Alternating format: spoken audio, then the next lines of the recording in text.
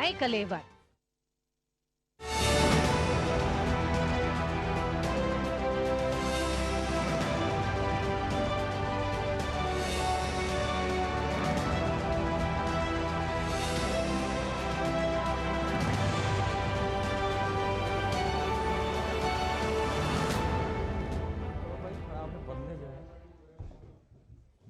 नमस्कार।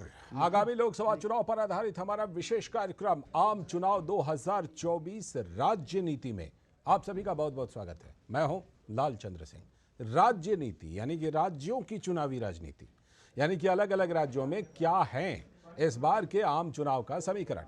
इस विशेष कार्यक्रम में हम बात करते हैं हर रोज किसी एक राज्य में चुनावी हलचल और हालात की। तो आज के अंक में बारी है बिहार की। बिहार जिसे लोकतंत्र की जननी कहा जाता है और जहां की सियासत पूरे देश पर असर डालती है। इस बार के चुनाव के लिए तो बिहार और भी अधिक चर्चा में रहा है। तो चर्चा के इस विशेष कार्यक्रम में जुड़ेंगे हमारे साथ खास मेहमान भी, लेकिन सबसे पहले देखते हैं कि क्या रही है चुनावी हलचल बिहार में। तो उत्तर भारत की सियासत के केंद्र के तौर पर देखे जाते हैं दो राज्य, एक उत्तर प्रदेश और दूसरा बिहार। और माना जाता है कि जिस पार्टी ने इन दो राज्यों में बढ़त बना ली, दिल्ली की सत्ता पर वही काबिज होता ही है। हालांकि यूपी की तुलना में बिहार में लोकसभा की अब आधी सीटें ही हैं, यानी कि 40 सीटें हैं, लेकिन मतदाताओं के बीच में टेम्पो बनाने की या फिर चुनावी बयार बनाने में बिहार और यूपी की बड़ी भूमिका होती है। और बिहार इस समय राजनीतिक रूप से बेहद एक्टिव है। यहाँ सियासी गुणा गणित लगातार बदल रहे हैं।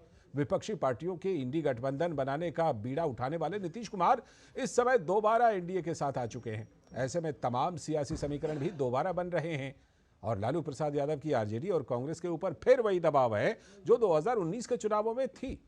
इस समय दोनों को मिलाकर कांग्रेस को सिर्फ एक सीट हासिल हुई थी, किशनगंज वाली। तो वहीं एनडीए के मिशन 400 पार में बिहार एक बड़ी भूमिका निभाएगा क्या? बिहार में बीजेपी का विशेष फोकस भी है। इस पूरी सियासत का लोकसभा चुनाव पर असर क्या होगा, इस पर भी अपने खास मेहमान से हम आज चर्चा करने वाले हैं, बातचीत करने वाले हैं।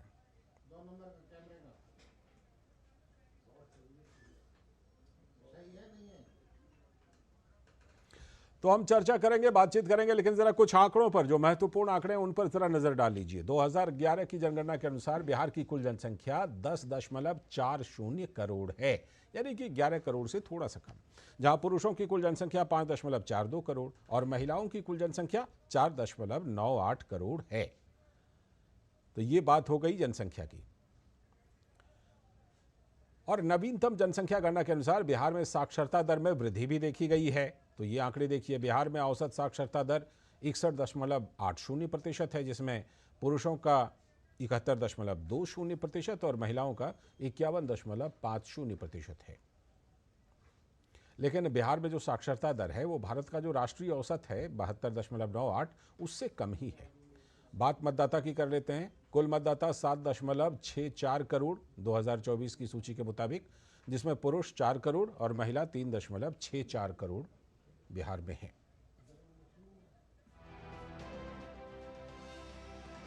तो ये वो आंकड़े हैं जो बिहार की राजनीतिक स्थिति को बयां करते हैं, चुनावी स्थिति को बयां करते हैं। तो बिहार में मुख्य राजनीतिक दल पर भी नजर डाल लीजिए। Bharatiya Janata party, Janata Dal United, RJD, Congress party, LJP, लोक जनशक्ति पार्टी और एआईएमआईएम, ये 6 प्रमुख पार्टियां हैं जो बड़ा रोल निभाती हैं। तो ये जो पार्टियां हैं, इनमें से अभी भारतीय जनता पार्टी और जनता दल यूनाइटेड तो दोनों मिलकर सत्ता में है एनडीए के तहत। आरजेडी अब विपक्ष में आ गई है, बस कुछ हफ्ते पहले तक वो जेडीयू के साथ सत्ता में थी। कांग्रेस महागठबंधन में शामिल है आरजेडी के साथ। एलजेपी, चिराग पासवान और पशुपति पारस 2 गुट हैं।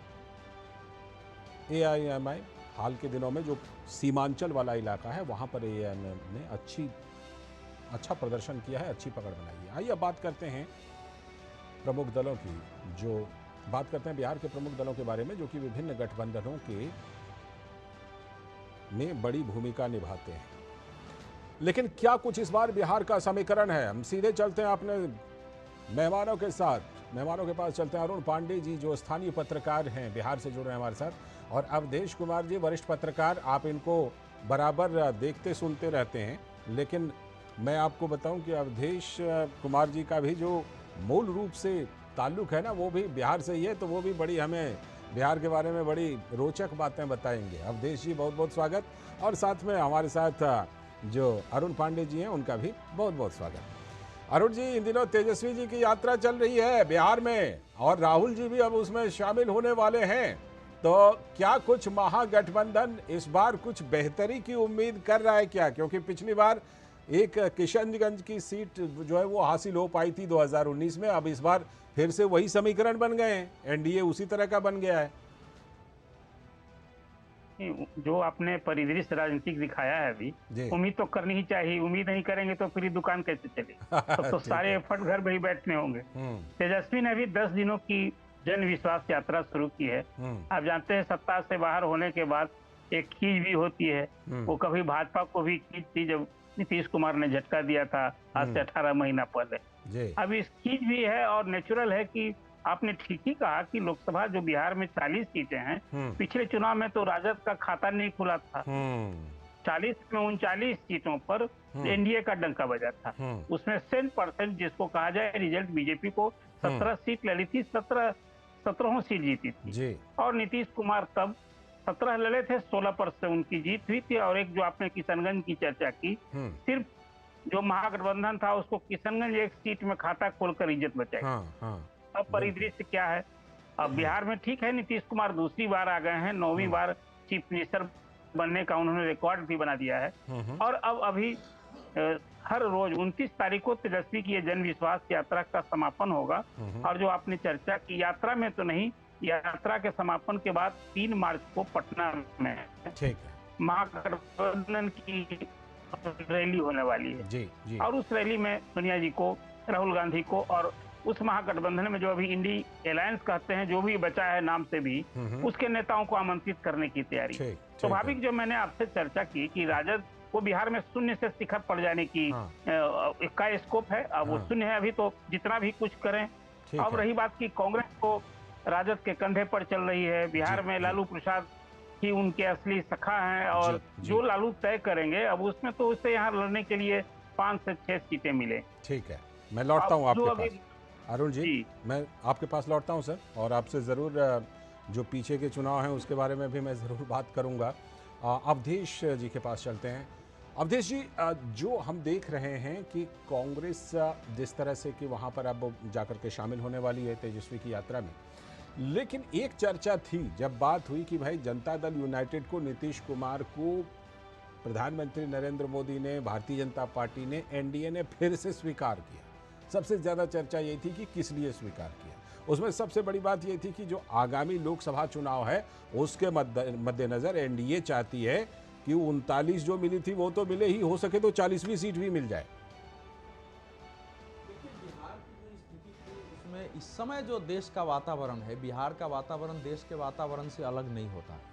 वो लगभग दिखाई दे रहा था, खासकर अयोध्या में प्राण प्रतिष्ठा के बाद बिहार के शहरों और गांव-गांव में जिस ढंग से लोगों ने दिवाली मनाई, जगह जगह शोभा यात्राएं निकली, उनसे एक आभास हो गया था कि बिहार का क्या वातावरण है। और सच यह है कि नीतीश कुमार को भी अंतिम फैसला करने के पीछे, वो पहले से तो मन बना चुके थे कि यहाँ रहना नहीं है, अब जाना है, लेकिन अंतिम फैसला करने के पीछे एक बड़ा कारण सिद्ध हुआ है कि जब उन्होंने, मुझे लगा कि सीमांचल क्षेत्र में भी जहां की तनाव की संभावना थी, वहां भी अगर ये प्राण प्रतिष्ठा को लेकर इतना उत्साह दिखाई दे रहा है तो एक वातावरण बदला हुआ है।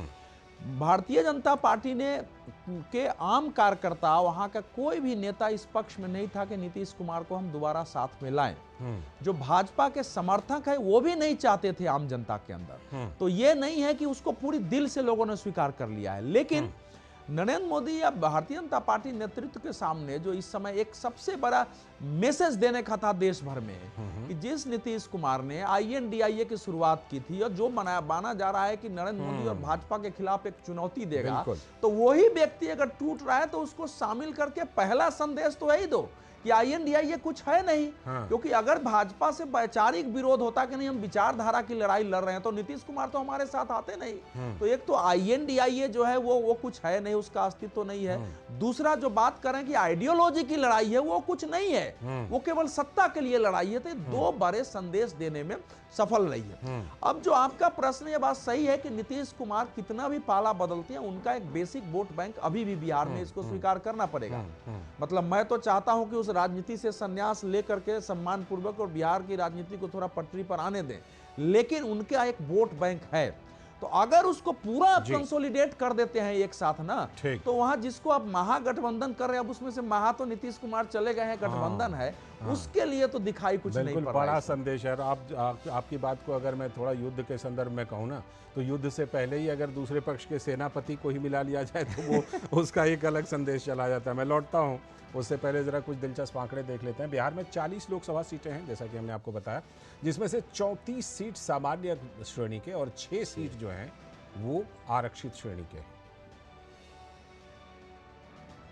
तो 40 में से 34 सीट सामान्य हैं और आरक्षित जो अनुसूचित जाति के लिए वो 6 सीटें हैं। और अब जब बिहार से बटकर झारखंड अलग हो गया, तो अब यहाँ पर ST के लिए, यानी अनुसूचित जनजाति के लिए अब कोई सीट आरक्षित नहीं है। अब जरा नतीजों पर नजर डालिए। 2019 में 17 बीजेपी, 16 JDU, 6 LJP, 1 कांग्रेस और 0 पर RJD, यानी कि NDA के खेमे में 39 सीटें चली गई थीं।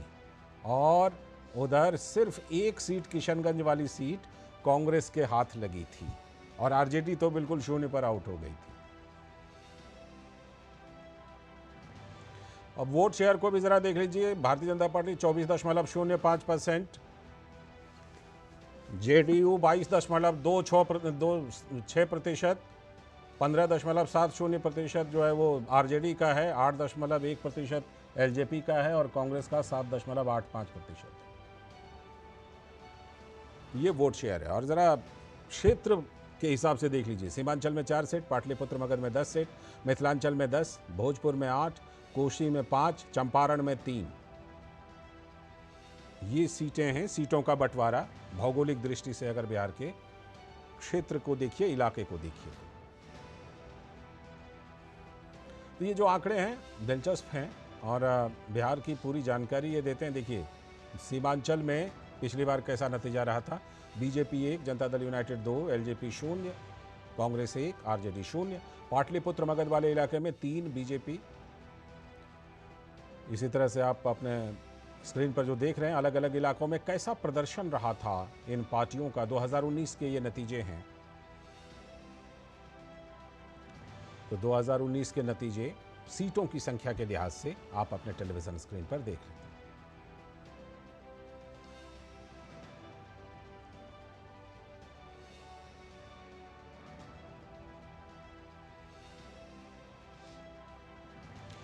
चर्चा करते हैं अपने दोनों मेहमानों के साथ। मैं एक बार फिर से रुख करता हूं अरुण जी का। अरुण जी, जैसा कि हमने देखा है कि 2004 में तो RJD का प्रदर्शन था, बढ़िया था, ठीक है, लेकिन आप चाहे 2009 का चुनाव लीजिए, छपरा के आसपास 4 सीटें उन्होंने जीती थी शायद, और 2014 के में देखिए तो वो जो सुपौल मधेपुरा के पास 4 सीटें, मैं भी उस चुनाव में कवर करने गया था, और उसके बाद 2019 में तो 0। क्या ये आंकड़े बताते नहीं हैं कि RJD का कहीं ना कहीं लोकसभा चुनाव में प्रदर्शन के मामले में काफ़ी ह्रास हुआ है, काफ़ी गिरावट आई है, और उसमें जिस तरह का गठबंधन अभी बन रहा है, कांग्रेस हो, उसके साथ वाम दल हो, कोई बहुत ज़्यादा आपको लगता है बदलाव हो सकता है इससे?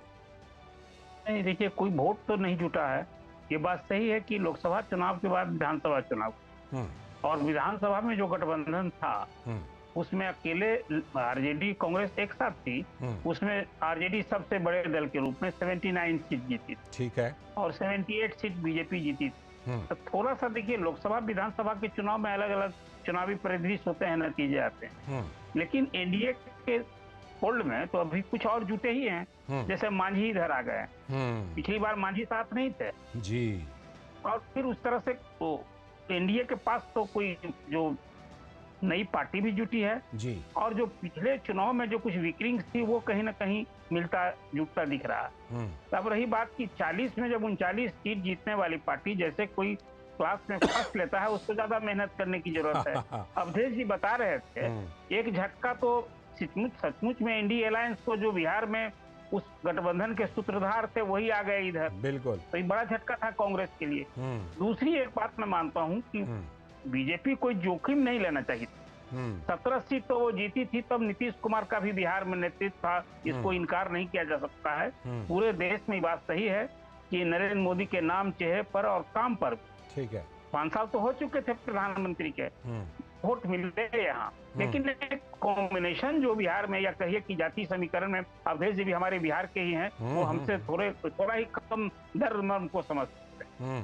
लेकिन अब थके हैं नीतीश कुमार, थके हैं। अब वो जो नीतीश कुमार, जिन कारणों से नीतीश कुमार का नेतृत्व बीजेपी ने स्वीकार किया था और बम्बई में स्वागत करके, अब वो जौहर साहब का दिन अवधेश जी को तो ज्यादा ही याद होगा, किया था। लेकिन अब ये जो अभी दोस्ती हुई है बीजेपी की जदयू की, मानता हूं कि दोनों की मजबूरी की भी है और जरूरी भी था। दोनों जरूरी ये था कि जरूरी भी है, दोनों के लिए जरूरी था।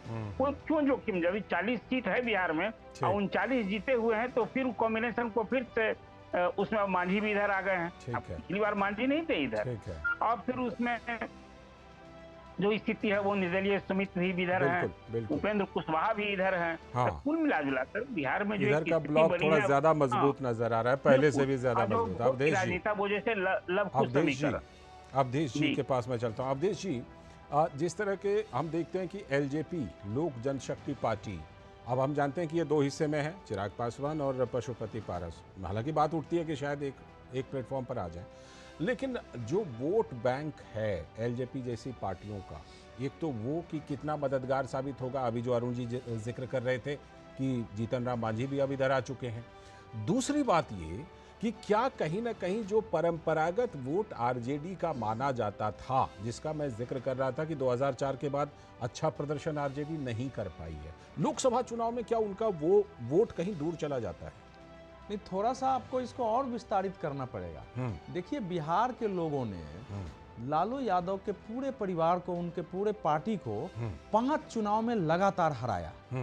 आप देखेंगे 2005 में 2 विधानसभा चुनाव हुए थे, पहली बार में उनको दूसरी बार में घटती गई। 2009 का लोकसभा चुनाव, 2010 का विधानसभा चुनाव और 2014 का लोकसभा चुनाव, इतने चुनाव में पूरी तरह हारे थे। यहां तक कि रामविलास पासवान की तो पार्टी साफ हो गई थी। 2014 में जब नरेंद्र मोदी आए हैं तो रामविलास पासवान के साथ गठबंधन किया, क्योंकि बीजेपी को ना आत्मविश्वास नहीं था कि नरेंद्र मोदी के नाम पर बहुमत मिलेगा, नहीं मिलेगा, नहीं मिला तो बाद में सरकार कैसे बनेगी। इन पर गुजरात दंगे का आरोप है, तो बीजेपी में कॉन्फिडेंस नहीं था। तो बीजेपी ने रामविलास पासवान की पार्टी को जीवित किया, लोक जनशक्ति पार्टी को। 2005 का जो पहला चुनाव था, जो फरवरी मार्च में हुआ था, उसके अलावा रामविलास पासवान को कभी चुनाव में सफलता नहीं मिली थी। अपना चुनाव वो लोकसभा का हार चुके थे। तो वहां से देखना पड़ेगा, लालू जी का भी वापसी तभी हुई है जब नीतीश कुमार ने 2015 में गठबंधन किया है।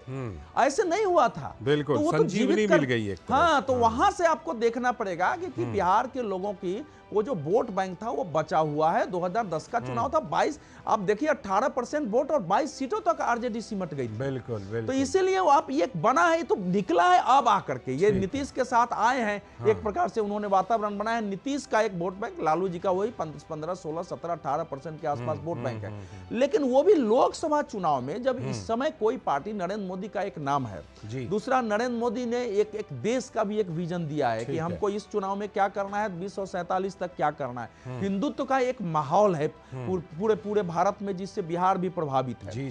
तो इन सब को मिला दीजिए, और जो हम लोग सेफोलॉजी में गणना करते हैं, इंडेक्स ऑफ ऑपोजिशन यूनिटी, विपक्षी एकता सूचकांक, अगर बिहार में आप देखेंगे तो विपक्षी, और तो उसके लिए जो सत्ता पक्ष एकता सूचकांक होती है, वो ज्यादा मजबूत हो गया है, वो करीब 80 है, और विपक्षी एकता सूचकांक करीब 20 है। तो इतने का डिफरेंसेज है अगर आप उसको देखते हैं तो वो सेफोलॉजी के भी आधार पर, उन आंकड़ों के आधार पर भी इस समय एनडीए सुपर है। अब आरजेडी पर कुल मिला के 25-26% वोट उधर है, इधर करीब 56-57%। ये जो अंतर है ना, ये लोकसभा और विधानसभा में भी अंतर कुछ ना कुछ दिखाई पड़ता है, जिसकी हमने चर्चा की। तो हम जरा विधानसभा के आंकड़े भी देख लेते हैं कि विधानसभा चुनाव जब बिहार में होते हैं तो उसके आंकड़े क्या होते हैं।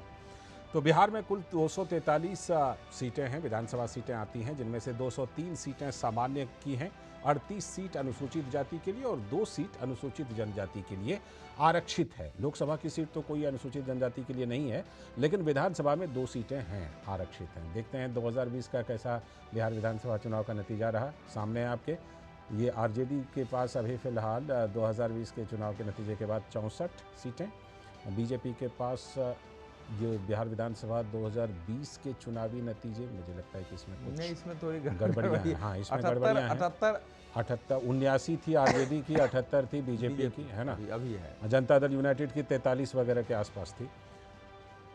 तो अब इस पर एक छोटी छोटी टिप्पणी अपने आप दोनों से ले लेते हैं। अरुण जी, विधानसभा चुनाव में जैसा आपने बताया कि भाई आरजेडी सबसे बड़ी पार्टी के रूप में उभरी, लेकिन वही सवाल मैं कर रहा हूं कि जब 2004 से लगातार आरजेडी का प्रदर्शन लोकसभा चुनाव में नहीं दिखाई पड़ रहा है, तो क्या उनके जो कोर वोट बैंक हैं वो भी लोकसभा चुनाव में अलग पैटर्न पर वोट करते हैं क्या? नहीं, देखिए, 2 बिंदु पर थोड़ा सा ध्यान देना होगा। हाँ। अब एक परिदृश्य जो बदला, नीतीश कुमार और जो लालू साथ से बिहार में एक जातीय गणना कराई गई।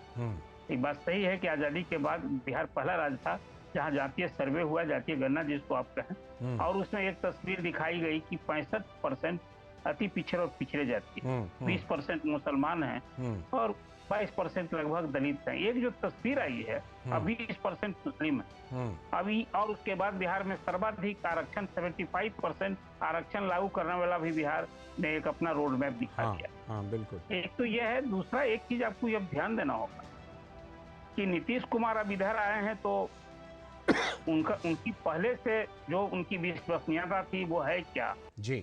आज जो कुछ है नरेंद्र मोदी का काम, नाम, और जो पूरे देश में, यानी कि ये बात तो साफ है, बात साफ है कि एनडीए तो नरेंद्र मोदी के नाम पर ही जाएगी लोकसभा चुनाव में। अवधेश जी, एक तरफ नरेंद्र मोदी का चेहरा होगा बिहार में, दूसरी तरफ पहले तो होता कि अगर चलिए महागठबंधन में नीतीश जी होते तो लोग कहते हैं चलिए नीतीश जी का चेहरा है। अब वहां पर कौन सा चेहरा पेश किया जाएगा अवधेश जी बिहार में? नहीं, इस समय तो तेजस्वी यादव सबसे बड़ा चेहरा है। हाँ। और इसको स्वीकार करना पड़ेगा कि 2015 के बाद से तेजस्वी यादव की लोकप्रियता बिहार में बढ़ी। यहाँ तक कि फॉरवर्ड कास्ट में भी मैंने देखा, और बोचहा विधानसभा उपचुनाव लोगों ने गुस्से में हरा दिया था कि नीतीश कुमार के साथ भाजपा के रहने से फॉरवर्ड कास्ट को महत्व नहीं मिल रहा। वो एक बड़ा कारण था, वो बड़ी है। लेकिन जब उप मुख्यमंत्री होने के बाद उनकी लोकप्रियता उसी रूप में बिहार में विद्यमान है, इसके संकेत अभी नहीं है। तो उधर से अगर कोई चेहरा है तो वो राहुल गांधी बिहार में कोई चेहरा नहीं है, सीपीआई सीपीएम का कोई चेहरा नहीं है। तो जो कुछ भी चेहरा है वो तेजस्वी यादव है या लालू यादव है। इधर में भी आप देखेंगे तो देखिए ऐसा है कि इधर में कई नेता हैं, जैसे गिरिराज सिंह ने अपनी एक छवि बनाई है, आप उनको अच्छा कहिए बुरा कहिए, अश्विनी चौबे ने अपनी एक छवि बनाई है बिहार में, उसी प्रकार से आरके सिंह ने इस क्षेत्र में, ऐसे कई नेता हैं जिनकी छवि अपनी बनी हुई है लोकसभा। उधर से लोकसभा में कोई है नहीं। लेकिन वही यक्ष प्रश्न वही है कि जब आप नरेंद्र मोदी जी के सामने, जैसे विधानसभा में तो आप कह सकते हैं कि तेजस्वी यादव हमारे चेहरा है, लोकसभा चुनाव में यही सवाल है। बहुत बहुत शुक्रिया अवधेश जी जुड़ने के लिए, और साथ में अरुण जी आपका भी इस चर्चा में हिस्सा लेने के लिए बहुत बहुत शुक्रिया। बहुत बहुत। तो आज के इस राजनीति में हमने पड़ताल की बिहार के चुनावी हालात की। अगले दिन फिर किसी और राज्य की पड़ताल करेंगे। फिलहाल इतना ही, नमस्कार।